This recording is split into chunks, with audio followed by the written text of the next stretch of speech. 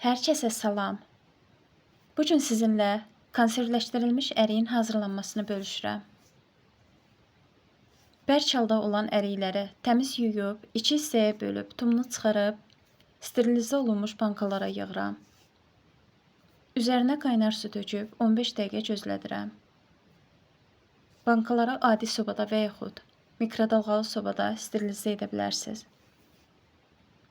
15 dəqiqə vaxt keçdikdən sonra bankalardakı suyu qazana süzüb, üzərinə yarısı qədər şəkər tozu və 1 çay qaşığı limon turşusu əlavə edib 5 dəqiqə qaynadıram. Qaynadıqdan sonra qaynar halda yenidən bankalara töküb, sterilizə olunmuş qapaqlarla bağlayıb, bir gün ədyalın arasında saxlayıram. Sonra isə istənilən yerdə saxlamaq olar. Növbəti videolarda görüşənə kimi hələlik.